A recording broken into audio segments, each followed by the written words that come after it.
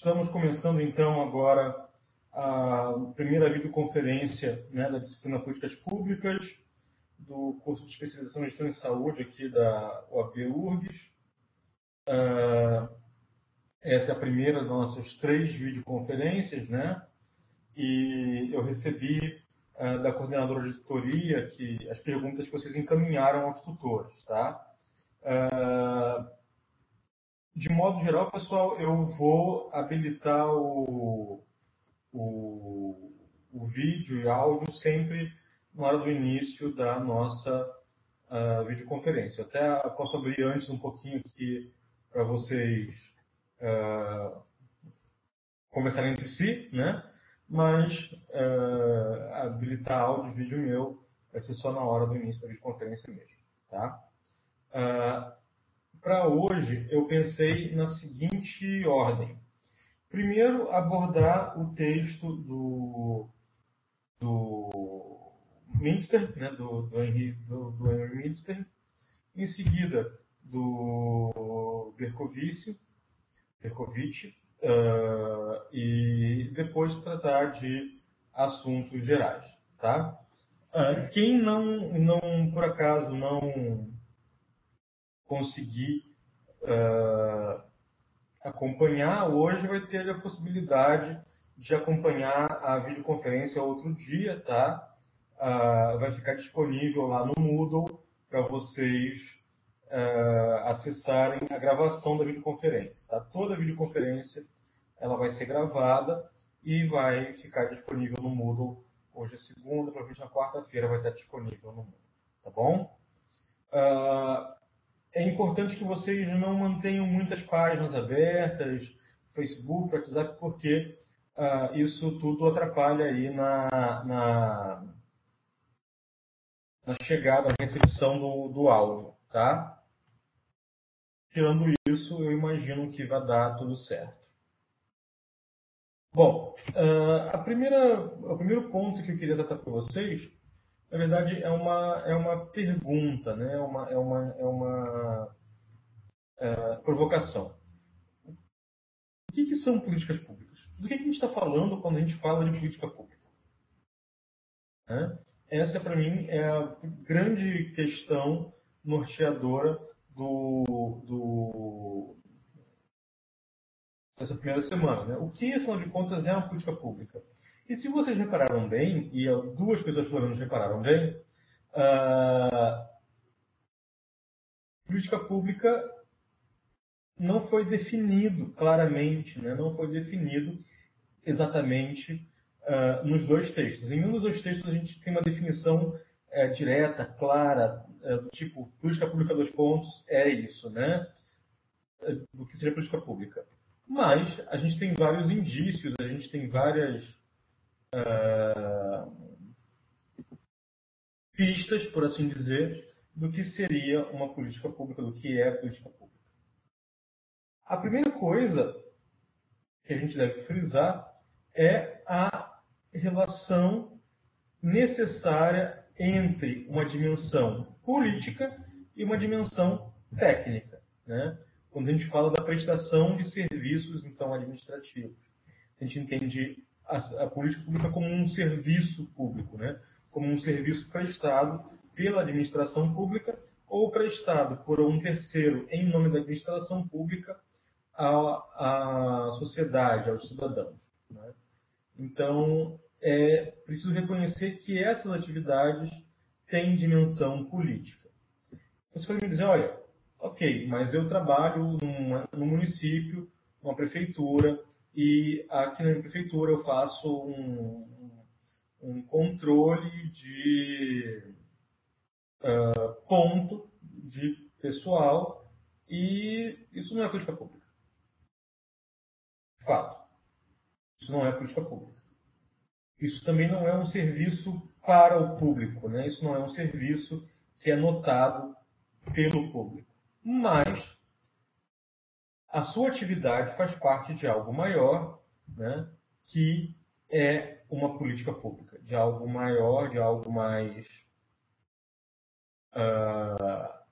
próximo da sociedade, que é, de fato, a prestação de um serviço público com uma intencionalidade, né? A política pública ela tem uma dimensão, essa prática, né, de oferecer ao cidadão, de oferecer à sociedade um serviço, de prestar um bem para essa sociedade, e também tem a dimensão de um pensamento, de uma orientação, de uma visão de mundo que se expressa, né? É muito diferente de ter uma política, por exemplo, vou pegar vou pegar moradores de rua, tá? Que é um objeto do meu interesse, é uma coisa que eu estudo. É muito diferente de ter uma política pública de acolhimento dos moradores de ruas em casas e abrigos, né, por parte de uma equipe multidisciplinar, de uma equipe que consiga articular e, de alguma maneira, revincular esse morador de rua aos serviços públicos, né, aos equipamentos públicos que podem auxiliar esse morador de rua. E você tem uma política pública de morador de rua que é de recolhimento e ou só de remoção, né?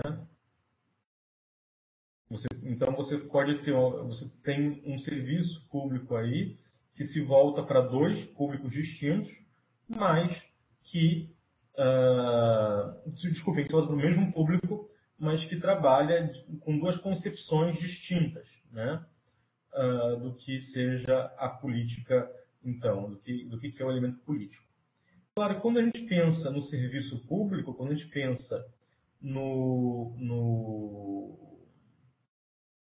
quando a gente pensa no serviço prestado pela administração pública para determinada parcela dos cidadãos, para determinado público-alvo, por assim dizer, a gente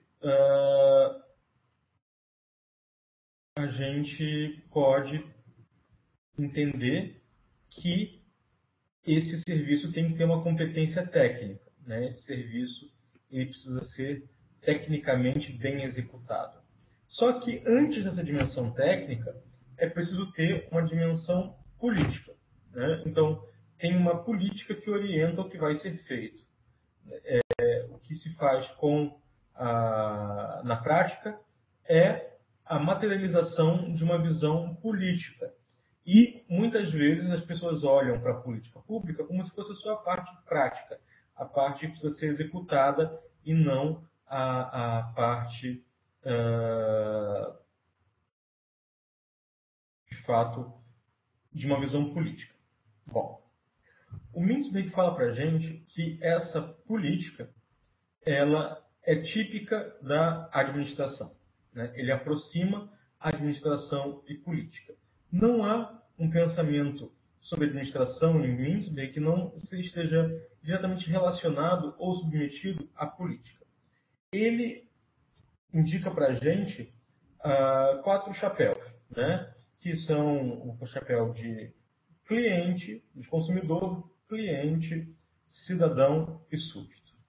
E ele mostra para a gente como esses 4 chapéus estão diretamente relacionados na administração pública, né? Como que, no contexto da prestação de serviços por parte da administração pública, a gente tem aí essa inter-relação entre política e administração. Quando ele fala para a gente do consumidor, ele está falando de uma pessoa, né, que vai até um estabelecimento comercial qualquer, adquire um produto, adquire um serviço para seu próprio consumo. E ele fala, por exemplo, de alguém que compra um par de sapatos numa loja, numa sapataria. Isso, para ele, é completamente diferente de uma relação de clientela, né, de quando alguém estabelece uma relação de clientela. E ele prevê que na administração pública, a pessoa que vai lá, né, o que a gente chama de usuário do serviço público, ele tem uma visão muito mais de cliente do que de consumidor. Eu avançaria aqui, tá? Eu diria que a visão que ele precisa ter é uma visão de usuário, de cidadão usuário, e não uma visão de consumidor. Então, vejam que esses 4 chapéus que o Mintzberg fala, eles são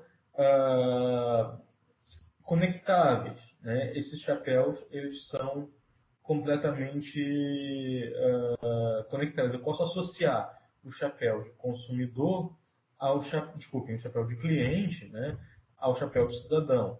Essa associação, para mim, aqui é o que faz o usuário de um serviço público, tá? De um serviço prestado pela administração pública ou por um terceiro em nome da administração pública.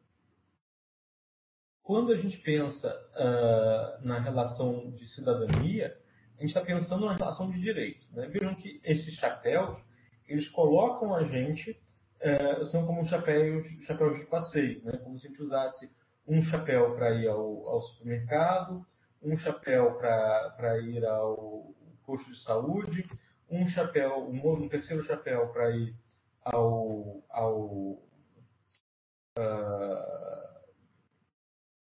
votar, né? Ou para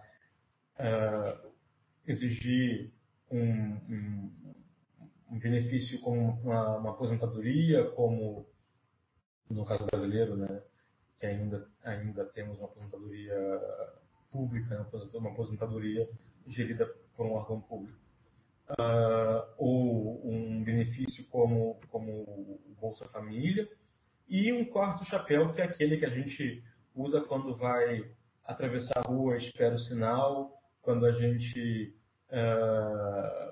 se alista no serviço militar, quando a gente liga para a polícia quando vê uma irregularidade perto da casa da gente, né?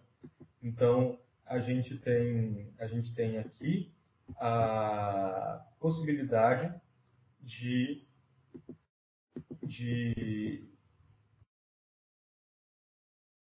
encontrar as relações entre os 4 chapéus. E esses 4 chapéus, eles existem na realidade, tá? Eles se apresentam para a gente como elementos constitutivos da nossa interação social com a administração pública. Quando eu digo isso, eu posso então pensar, de acordo com Mintzberg, que há modelos, né, como ele chama, de organização desse aparelho público, né, desse aparelho da administração pública. Eu posso organizar esse aparato público, né, ou seja, esse conjunto de 3G, desculpem, eu acabei de ler 3G aqui e falei 3G. Esse conjunto de instituições, departamentos, escolas, unidades de saúde, enfim. Essa é esse aparato que vai ser abordado, tá? Então, esses modelos que o Mintzberg coloca, ele traz para a gente a possibilidade de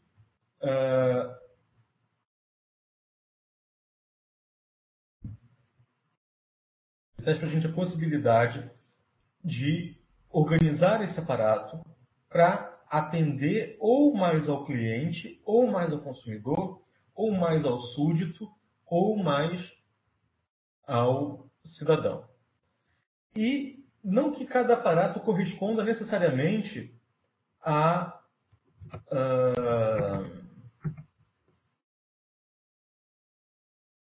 cada instância desse aparato, né, corresponda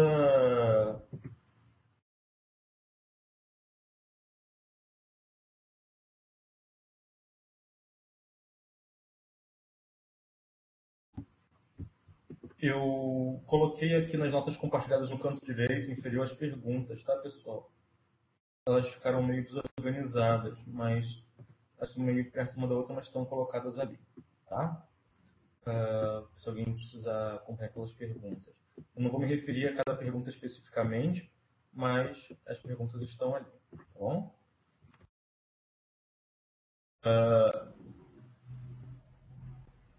Então, cada modelo desse se refere a uma maneira de se aproximar de alguém que está portando um ou dois ou três desses chapéus, tá?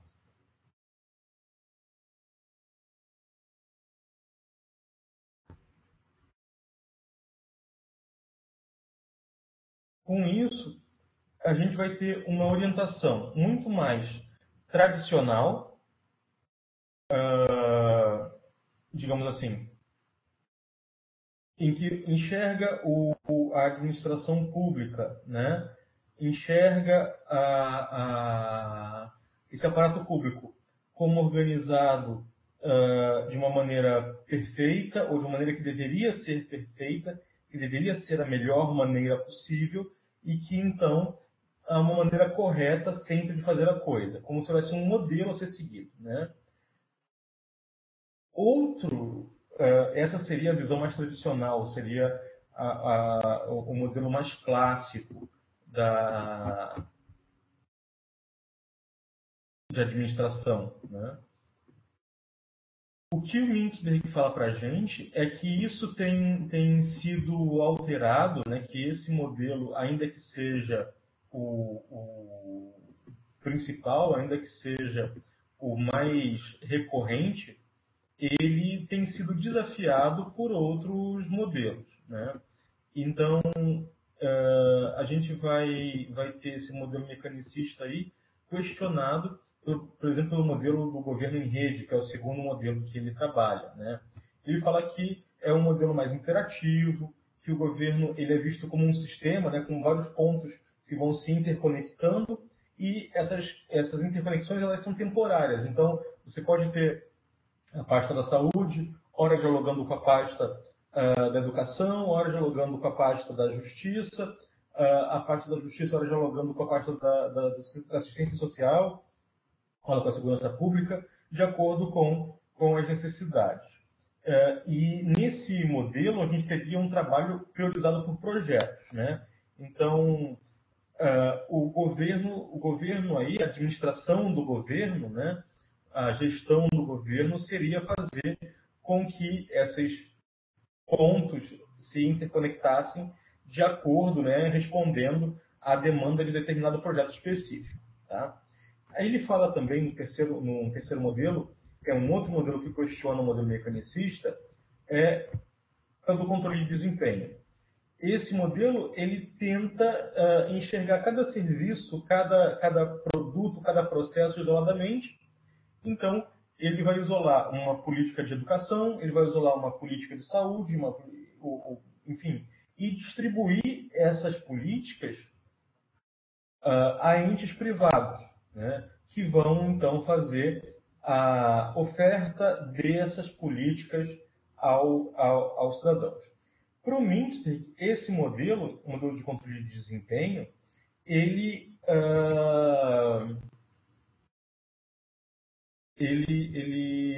tem gerado uma lógica mais privada, né? Ele reproduz uma lógica das empresas privadas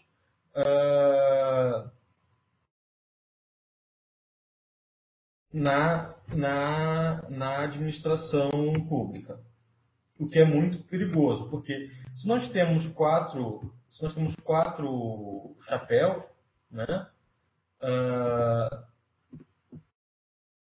Nós vamos ter que, em cada modelo desse, ver qual chapéu vai ser atendido. Esse chapéu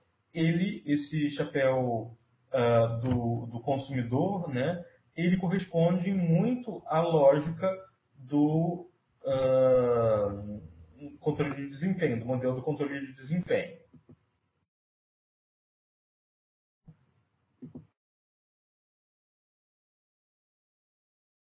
E aí, vocês vejam só, ele é muito, muito sagaz, porque ele não fica no binômio Estado ou melhor, governo e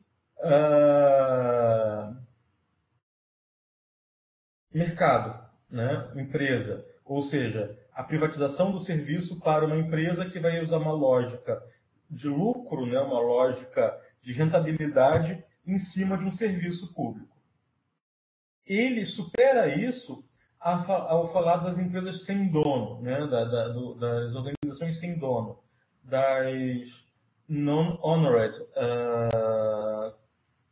das companhias non-honored, né?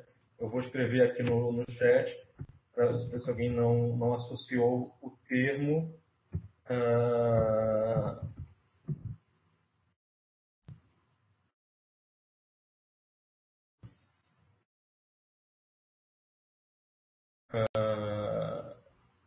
Que é o que ele fala de non-honored no texto, né? Então, ele vai propor a non-honored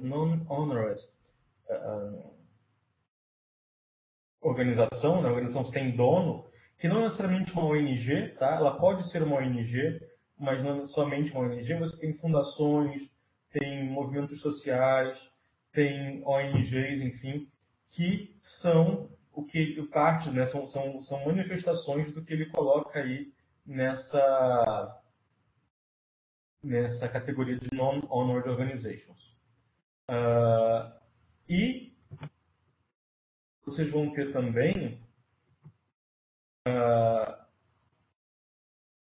relação entre essa saída que ele propõe, né, de que a gente deveria fortalecer as organizações que não têm dono, né, que não são propriedade de um empresário, né, para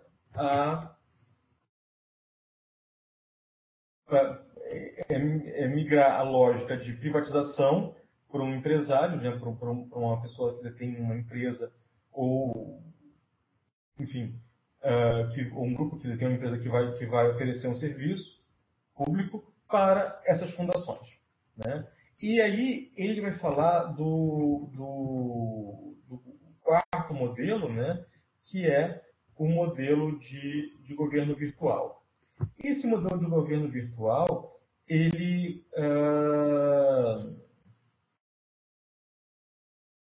colocaria toda a prestação de serviço no setor privado, né? Então, seria uma espécie de governo social, uma grande agência que vai regulamentar e garantir, entre aspas, tá, que esses serviços públicos fossem oferecidos de maneira adequada à população. Tá? Bom, o que diferencia o modelo de governo virtual do modelo do controle de desempenho? O modelo de controle de desempenho, ele vai olhar para cada serviço público em específico e estabelecer metas de planejamento e controle. Então, o governo, ainda que não seja uma estrutura muito interventora, digamos assim, na execução da política especificamente, ela vai garantir que essa política, ou ela tentaria garantir que essa política vai ser realizada de acordo com esse controle minucioso, tá? Na forma do governo virtual, não. Ou seja, esse trabalho vai ser feito pelo setor privado. Só que aí entra uma questão que alguém até comenta nas perguntas que fez, que é como que esse modelo, então, dá conta das desigualdades sociais? Como que esse modelo dá conta das diferenças que foram historicamente construídas na sociedade, né? E que o serviço público, em tese, deveria, de alguma maneira, permitir uma equalidade, né? Balancear essa relação. E o Mintler, ele coloca, então, um quinto modelo, que é um modelo do controle normativo. várias pessoas me perguntaram, mandaram perguntas sobre o que significaria o controle normativo. O controle normativo é o controle que se baseia em valores e crenças. Tá? Ou seja, a pessoa ela é controlada não pelo desempenho, pelo número, né? Então, uma campanha de vacinação, por exemplo, deveria ir atingir 10 mil crianças e essa seria a meta, vamos supor, né? O indicador de desempenho aqui não seria verificar se essas 10 mil crianças foram atingidas, né? Foram vacinadas. No controle normativo, o controle se faz pelos valores e crenças. Ele fala aqui no texto que o controle normativo ele não é um modelo que exista e que seja muito comum no Ocidente, né? Mas que ele tem funcionado por japoneses, por exemplo. E ele vai dizer que para esse modelo existir, a gente tem que ter uma escolha de pessoas que vão administrar, né, com base não só na sua competência técnica, mas também nos valores e posturas que ela tem. Ou seja, é importante que não só o conhecimento técnico sobre o assunto exista, mas que essa pessoa, esse gestor, né, público, ele vai ser selecionado também pelos seus valores e posturas. Também tem o critério da socialização, né? Ou seja, que essa pessoa se reconheça como parte de um sistema social, né, de uma sociedade, e que ele garanta, ele assegure que esse sistema social que existe, que é a sociedade, né, seja o país, o estado, a cidade, a região, o distrito, vai ter as suas demandas atendidas em função das suas especificidades. Outro ponto que ele coloca para a gente é que a visão do que seria o futuro, né, a visão do que seria o desejável, que seria o esperado em termos de valores, de onde a gente quer ser como um país, estado, sociedade, levaria então a gente a desempenhar determinada ação, determinado problema, resolver determinado problema e assim sucessivamente. Entra uma outra questão que é a da responsabilidade. A responsabilidade ela é compartilhada, né? Então, vejam, ele substitui a ideia aqui de que o gestor é o responsável, né? Que muitas vezes a gente pergunta assim, por que o governador, o prefeito, o presidente não fez isso ou aquilo, né? Ou o legislador, né? O legislativo não fez isso ou aquilo. Qual é a responsabilidade do legislativo sobre isso? E ele exige a responsabilização dos membros que tomam aquela decisão e a executam. Então, essa cisão, essa separação entre técnico e político aqui, ela desaparece, né? Ela praticamente desaparece. Você vai ter uma inter-relação muito forte entre o que é o político e o que é o técnico. E, por fim, ele vai ter que colocar um último elemento, que é o julgamento, né? Que o desempenho da política, o desempenho da prestação desse serviço público, ele vai ser julgado por pessoas, né, experientes. E, vejam só, essas pessoas vão fazer parte de comitês ou colegiados supervisores. Quando a gente pensa na área da saúde, a gente tem em muitos municípios, né, a existência dos conselhos. Os conselhos eles funcionam como uma instância também aí de, digamos, supervisão, entre aspas, né, de acompanhamento, de aconselhamento, de geração de demanda para os equipamentos públicos de saúde.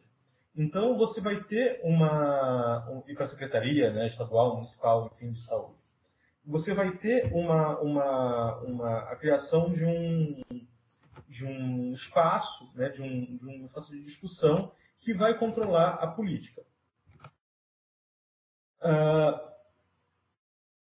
Claro, esse não é um modelo, esse quinto modelo, ele não é um modelo fácil, né? Ele não é um modelo que existe em muitos lugares na sociedade, mas ele é um modelo que se torna um desafio para a gente, né? Então, o que o Mintzberg coloca, e aí esse é um ponto que eu até concordo com o texto dele, seria olhar para a política pública como uma relação entre a política em si, né, a prestação de um serviço público ou a geração de um bem público em si, olhar para a pessoa que vai para a cidade, né, olhar para o Estado, olhar para o país, olhar para os cidadãos, não só como usuários desse serviço, mas como cidadãos. O que a gente está fazendo aqui, então, é pensar que a separação entre governo e cidade, né, e sociedade, melhor dizendo, ela é uma separação que não deve ser tão clara. O governo deveria expressar e deveria ser orientado pela resolução das inquietudes, dos problemas dessa sociedade, né? E com isso a gente consegue já fazer uma articulação direta com o texto do Berkovitch, que vai falar da relação entre o papel do Estado como agente de desenvolvimento, né? Ele começa o texto, esses dois textos, na verdade, começam, né, de uma maneira muito taxativa. O Berkovitch ele entende o Estado como um principal formulador das políticas de desenvolvimento, né? Então, o autor ele acredita que as políticas públicas ela deveria prestar-se ao desenvolvimento, aqui entendido como não como crescimento econômico apenas, mas como o desenvolvimento das condições de vida da sociedade, dos cidadãos, né?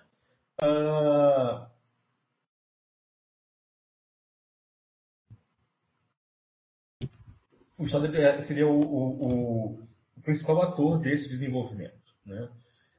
E ele vai dizer que a política pública ela é o resultado, grifado até lá no texto, né, dessa interação entre os fatores econômicos, políticos e ideológicos que garantiriam o desenvolvimento. No caso brasileiro, o Berkovitch ele aponta uma separação, né, uma transformação a partir da reforma do aparelho do Estado. Com a reforma do aparelho do Estado no governo Fernando Henrique Cardoso, a gente tem uma mudança na orientação do que seria um Estado patrimonialista, com uma vontade de ser social-democrata, né, com uma intenção social-democrata, para um Estado que ainda é paternalista, né, essa característica do paternalismo ela não desaparece, ela perdura, mas com uma orientação mais neoliberal, né? E essa orientação neoliberal, ainda que com algumas mudanças aqui e ali, ela se torna uma predominância na trajetória do Estado desde então, até os dias de hoje.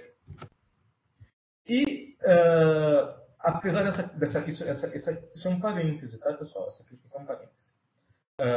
Apesar desse parêntese, dessa crítica, ele fala que o Estado, como ente que controla... E quando ele fala de Estado, na verdade, ele está falando do governo. Porque se a gente fosse pensar em uma noção mais...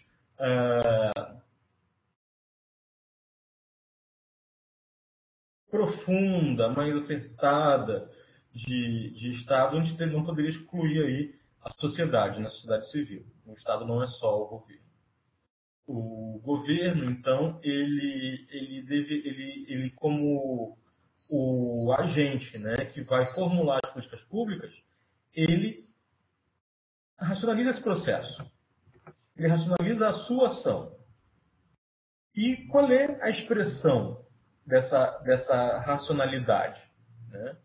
O Berkovitch fala, então, que é o plano. O plano é um documento, o plano é um objeto, o plano é uma coisa que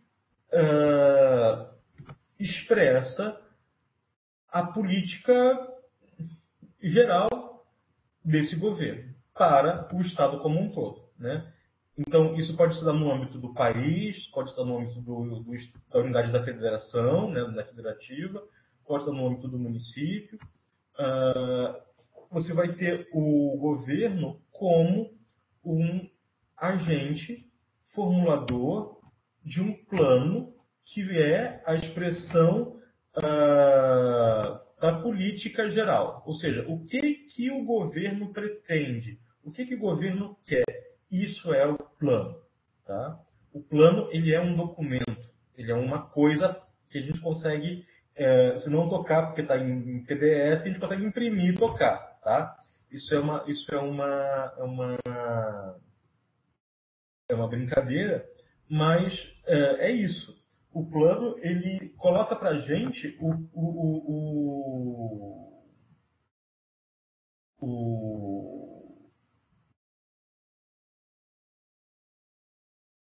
ele coloca para a gente a direção que o governo vai dar para o Estado com alguma proposta de futuro, tá? Bom,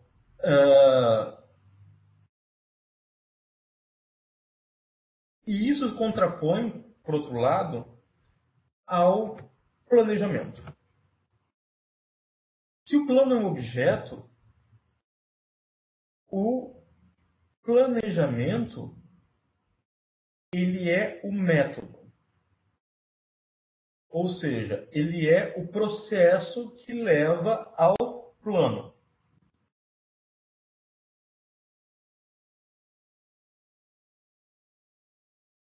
Isso fica claro para vocês?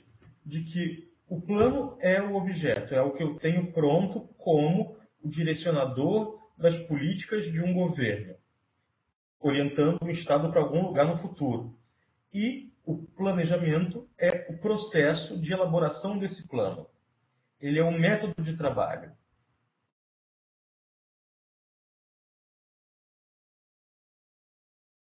Total. Não sei se vocês conseguiram.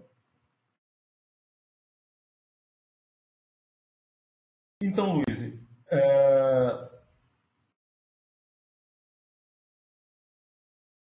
o áudio é obrigatório, senão vocês não vão ouvir nada do que eu estou falando, eu não vou escrever. Então tem que ter áudio, tá? Só um parênteses aqui. Bom, voltando.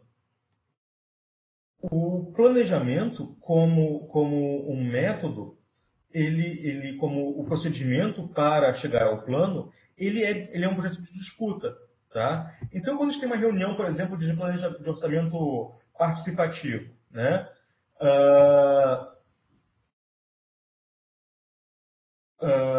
O orçamento participativo ele vai estipular que uma parte do orçamento está designado para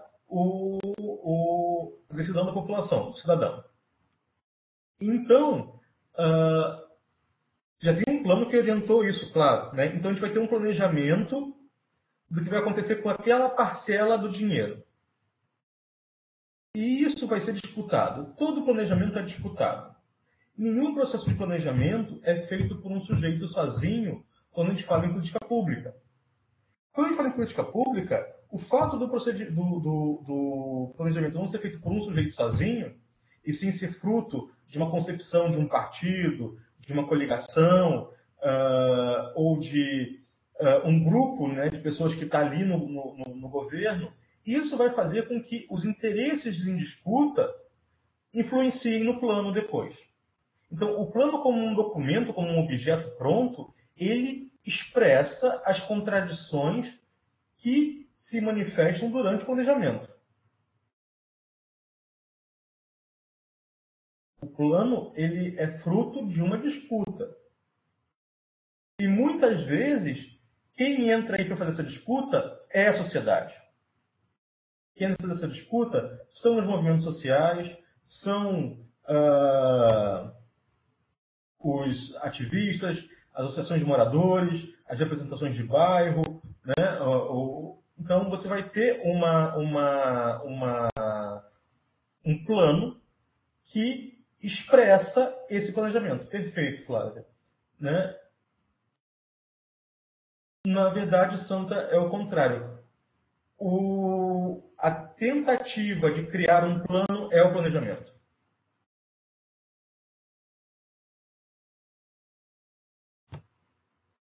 Bom, então você vai ter aí que numa sociedade de classes como a nossa, né, a gente tem uma disputa. Então, o que é o status quo? O que é a divisão entre uma maior concentração de renda, né, de um lado, pobreza absoluta do outro, né?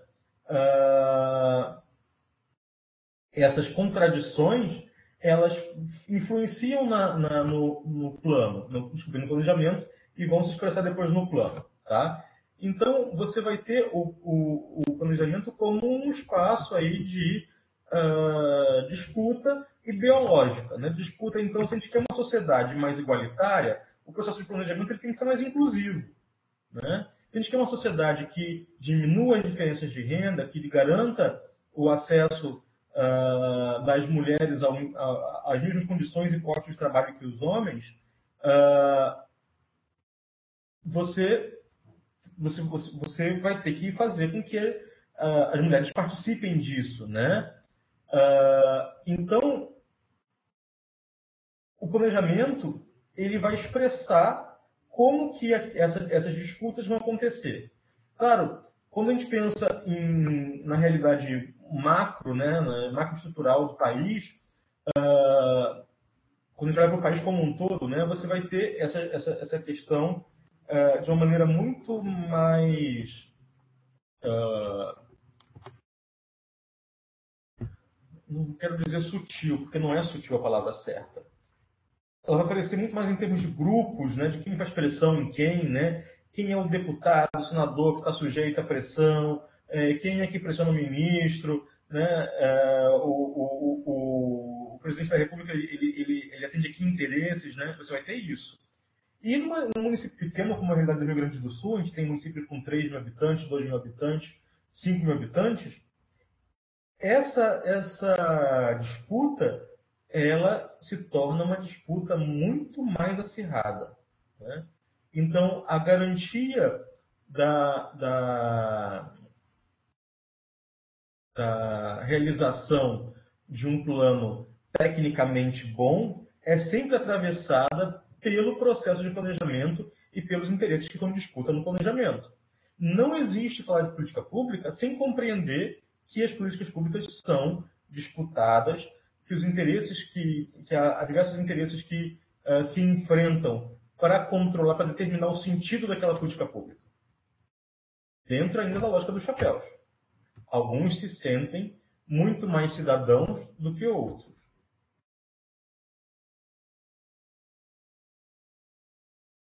Bom, e o Berkovitch ele fala de que o Estado deveria então ser forte aí, né? De que o governo deveria garantir a concretização da satisfação das necessidades dos cidadãos a partir do processo de planejamento. E a administração. O que a administração faz nesse meio do caminho?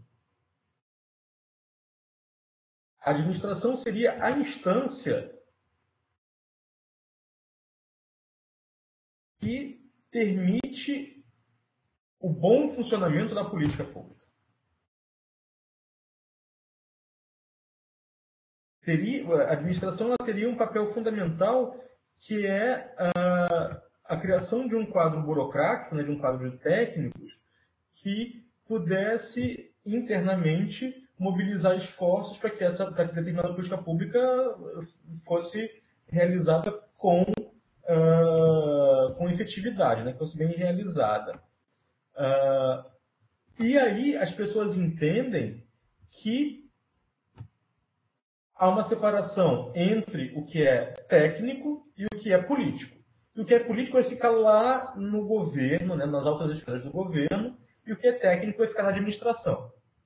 Como se não houvesse a possibilidade do corpo técnico do Estado, do governo federal, do governo municipal, de interferirem, de intervirem, de mudarem também a política pública. Muitas vezes vocês falam, e alguém manifesta isso nas perguntas que estão aqui nas notas compartilhadas, muitas vezes vocês reclamam que muda o governo, muda tudo, né? Mudou o governo, muda tudo.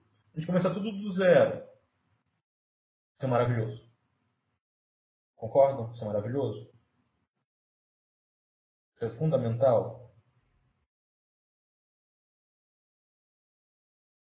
Porque imagina você não ter a possibilidade de mudar a política quando muda o governo.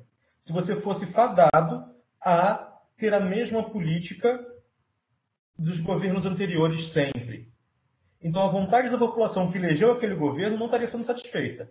Se a população elege um governo que tem um plano, né, de novo falar plano aí, que tem um plano que vai ao encontro dos seus interesses.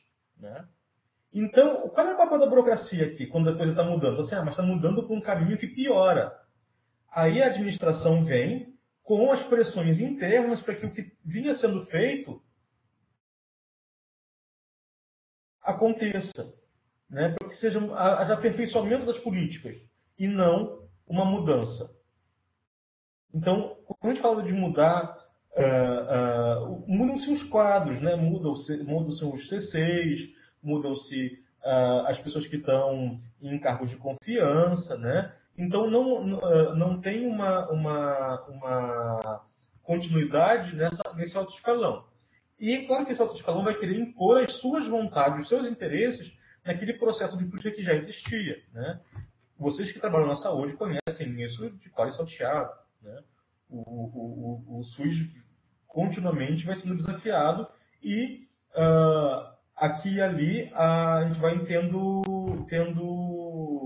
resistências dos próprios servidores para garantir que alguma coisa tenha continuidade. Né? Ou se muda uma nomenclatura, porque isso aqui soa muito assim para um lado, a palavra X soa muito assim para o outro.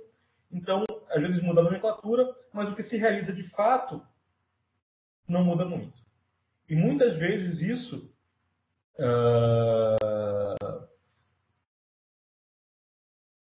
é trabalho da relação direta entre o cidadão que é servidor público e o governo. Né? De novo, você precisa compreender que mesmo na escala técnica, há política. Né? É muito importante vocês entenderem que mesmo o que parece mais técnico, o trabalho mais burocrático, mais de departamento, ele também pode ser um trabalho político. Excelente pergunta, Elisângela.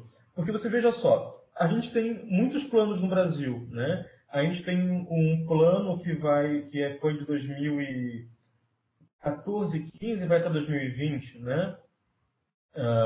Tem o plano plurianual, você tem a lei orçamentária anual, você tem uma série de planos que se articulam aí e tentam dar alguma continuidade a essas políticas.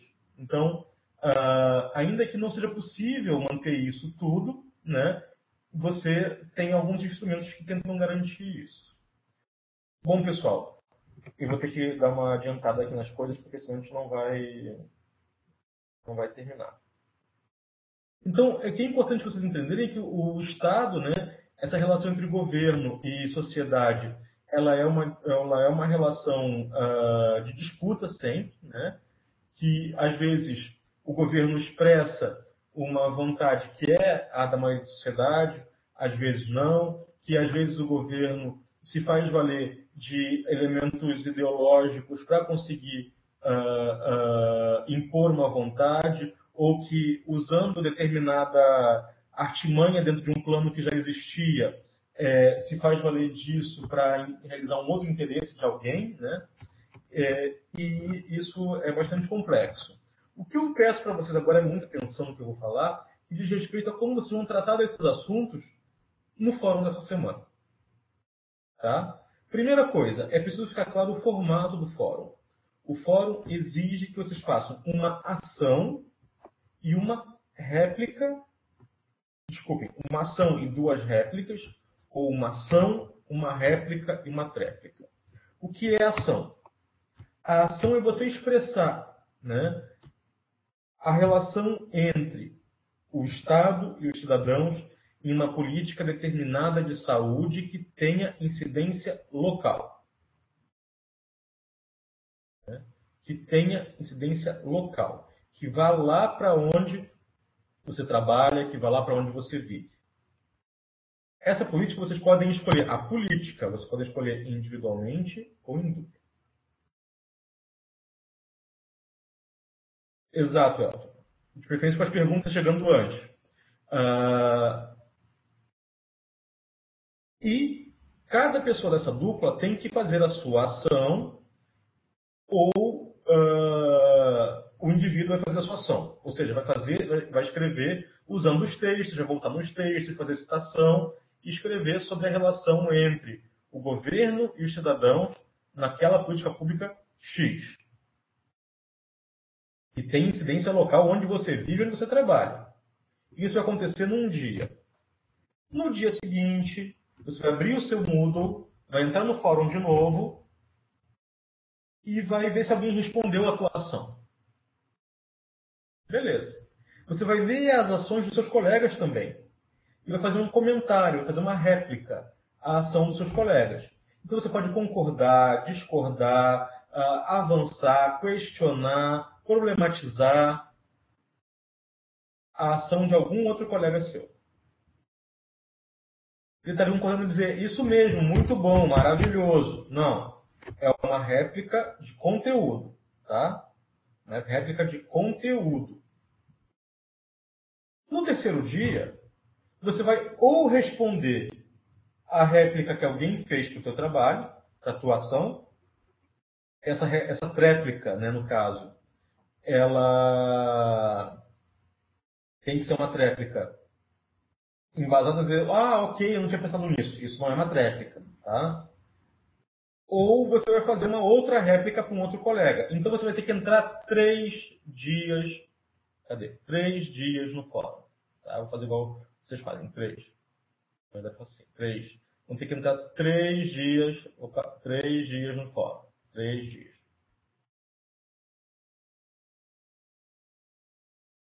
Um dia para ação, um dia para réplica, um dia para tréplica ou para segunda réplica. Tá? Não entrou 3 dias seguidos, deixou para fazer tudo no último dia, vai se ferrar e vai perder ponto. Desculpe. Tá? Então, vocês vão entender que na nossa disciplina, o trabalho ele é feito cumulativamente. Esse fórum aqui vai ser usado no fórum 2. Ele vai ter o mesmo formato. O fórum 1 e o fórum 2 vão ser usados para o trabalho final da disciplina. Então, é muito importante que vocês, hoje ou amanhã, claro, Caroline, por exemplo, vocês podem discutir o acompanhamento da condicionalidade em saúde para o Bolsa Família no local, por exemplo. Tá? Você pode pensar no CAPS-AD, por exemplo. Você pode pensar numa política específica de ação para a saúde das mulheres, para a saúde de transexuais e travestis. Você pode pensar numa política de combate ao mosquito Aedes aegypti, idosos, enfim, você pode ter a política pública que tenha incidência local. Perfeito isso. A gente tem poucos casos de saúde bucal, né? Então é importante. Vocês podem fazer a escolha individualmente ou em dupla. O trabalho final pode ser individualmente ou em dupla, mas exatamente, a ideia é essa, tá? Mas os fóruns são individuais, tá bom? Podem combinar entre vocês de criar uma dupla para fazer o trabalho final, mas o fórum tem que ser individual, certo? O formato da videoconferência é bem esse mesmo, tá? Vocês mandam as perguntas antes, se mandar as perguntas para os seus tutores, então, até acho que é ao meio-dia, que os tutores combinaram. Os tutores podem só me confirmar, por favor. Até o meio-dia de segunda-feira. Obrigado. Então, vocês podem confirmar até segunda-feira, enviar até segunda-feira para o seu tutor de manhã, e o seu tutor vai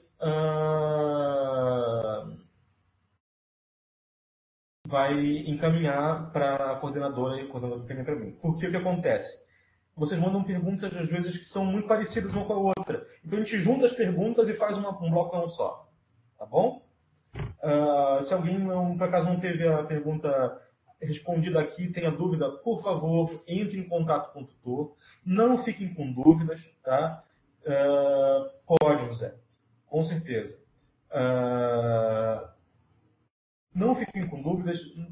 Ficou com alguma dúvida, manda para o tutor. Se o tutor precisar, ele vai fazer contato comigo, senão ele mesmo vai dar conta de responder. Nossos tutores são muito capacitados. A gente teve uma reunião semana passada. São tutores muito capacitados. Eles têm conhecimento muito bom de vários assuntos aí da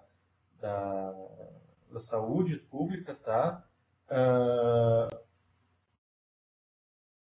Pode ser CAPES, Viviane, pode ser. Não precisa, qualquer serviço público de saúde, seja um equipamento, seja uma ação, seja uma estratégia, seja uma frente, tá? Então, pessoal, a gente vai encerrando por aqui hoje. Eu sei que foi corrido, pode, Viviane. Eu sei que foi corrido. Muitas pessoas tiveram dificuldade de conexão. Quem teve dificuldade de conexão pode acessar a partir de quarta-feira no Moodle. Vai estar lá o linkzinho escrito lá, gravação da videoconferência, alguma coisa assim. Tá bom? Sim, Viviane, pode ser. E a gente se encontra na segunda-feira que vem. Eu não vou dizer o dia, mas um dia entre hoje e segunda-feira que vem, eu vou entrar no fórum e vou dar uma olhada nos fóruns e incentivar vocês, dar uma estimulada aí para que vocês façam as suas ações e suas réplicas e tréplicas, certo? Espero que vocês tenham aproveitado, que tenha valido a pena o esforço e vamos nos ver então na próxima segunda-feira, às 20 horas, das 20 às 21 horas aqui ao vivo, e durante a semana a gente se encontra também no fórum, certo? Não esqueçam, dúvidas, falem com seus tutores, por favor, não fiquem com dúvidas, tá bom? Boa noite a todos vocês, foi um grande prazer, nos encontramos então na segunda-feira. Abraço a todos vocês.